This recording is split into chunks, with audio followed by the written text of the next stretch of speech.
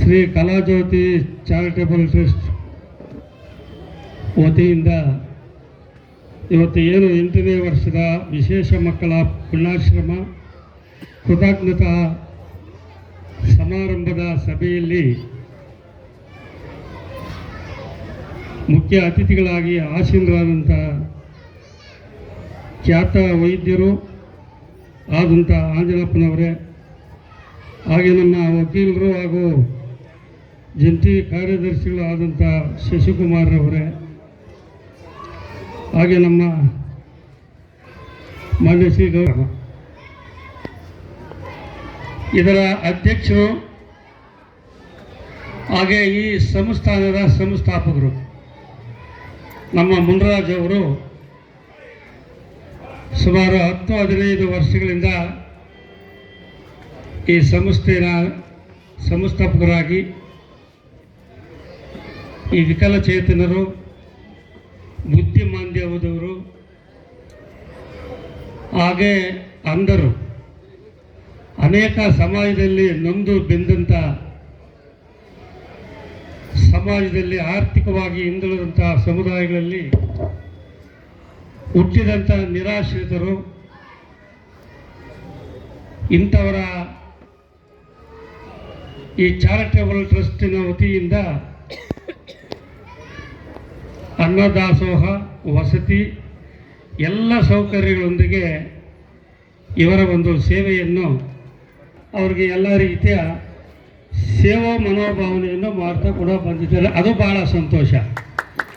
ಯಾಕೆಂದರೆ ಅವರು ಒಂದು ಟ್ರಸ್ಟನ್ನು ನಿರ್ಮಾಣ ಮಾಡಿ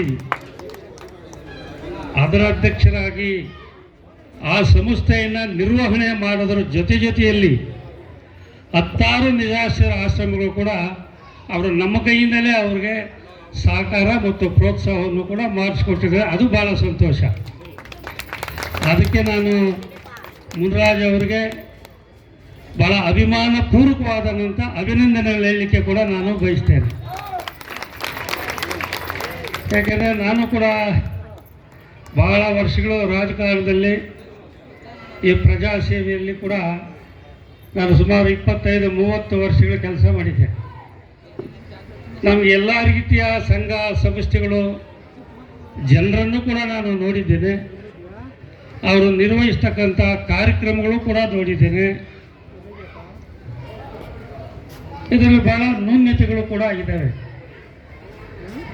ಬಹಳ ಸಂಸ್ಥೆಗಳು ಸಾರ್ವಜನಿಕರಿಗೆ, ಈ ಸಮಾಜದಲ್ಲಿ ನೊಂದು ಬೆಂದಂಥ ಬಡವರಿಗೆ ಒಂದು ಪ್ರಾಮಾಣಿಕವಾದ ಒಂದು ಸೇವೆ ಮಾಡ್ತಕ್ಕಂಥ ಒಂದು ಪ್ರಯತ್ನವನ್ನು ಮಾಡ್ತಕ್ಕಂಥವರು ಭಾಳ ಜನ ಇದ್ದಾರೆ. ಅದರಲ್ಲಿ ತನ್ನ ಆ ಸಂಸ್ಥೆಗಳ ಮೂಲಕ ತಮ್ಮ ಸ್ವಾರ್ಥಕ್ಕೆ ಬಳಕೆ ಮಾಡ್ತಕ್ಕಂಥ ನಿರಾಶ್ರಯ ಆಶ್ರಮಗಳು ಕೂಡ ನಾನು ಭಾಳಷ್ಟು ನೋಡಿದ್ದೆ. ನೀವೆಲ್ಲ ನೋಡ್ತೀರಾ ಯೂಟ್ಯೂಬ್ಗಳಲ್ಲಿ. ನಾನು ಸುಮಾರು ಮುನ್ರಾಜ್ ಅವರ ಜೊತೆಯಲ್ಲಿ ಒಂದು 10 ನಿರಾಶ್ರಿತ ಆಶ್ರಮಗಳಿಗೆ ಹೋಗಿದ್ದೀನಿ.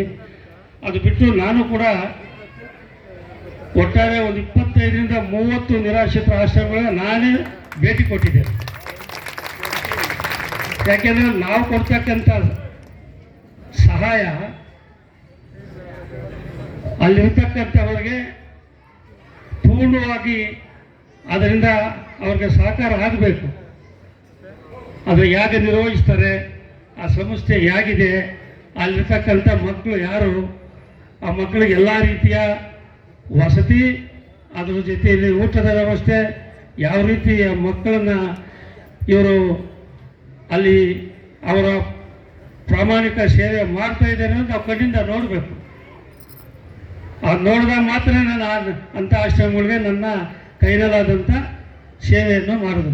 ನೋಡ್ಬೇಕೋ ಬೇಡ ಹೇಳಿ, ನೀವೇ ನೋಡಬೇಕು. ಅದಕ್ಕೆ ಇಲ್ಲಿ ಭಾಳ ಜನ ಇದ್ದಾರೆ ನಮ್ಮ ಸ್ನೇಹಿತರು ಬರೋರು. ಇಲ್ಲಿ ಬಂದಿರತಕ್ಕಂಥ ಈ ಸಭೆಯಲ್ಲಿ ಇರೋರು ಒಂದು 60% ನಮ್ಮನ್ನು 10-15 ವರ್ಷದಿಂದ ನೋಡ್ತಾ ಇದ್ದಾರೆ. ಎಷ್ಟು ಜನ ಬಂದಿದ್ದಾರೆ ಕೈ ಎತ್ತಿ? 12ನೇ ತಾರೀಕು ಬರೋರು. 12ನೇ ತಾರೀಕು ಪ್ರತಿ ತಿಂಗಳು ಬರ್ತೀರಲ್ಲ? ಬರ್ತೀಯ? ಎಷ್ಟು ವರ್ಷದಿಂದ ಬರ್ತೀಯಾ? ಓ 20 ವರ್ಷದಿಂದ ಬರ್ತೀಯ. ಓಕೆ, ಆಯುಷ್ಯ ಎಲ್ಲ ಕೊಡಲಿ ಅಂತೇಳಿ ನಿಮ್ಮೆಲ್ಲರ ಪರವಾಗಿ ನಾನು ದೇವರಲ್ಲಿ ಪ್ರಾರ್ಥನೆ ಮಾಡ್ತೇನೆ.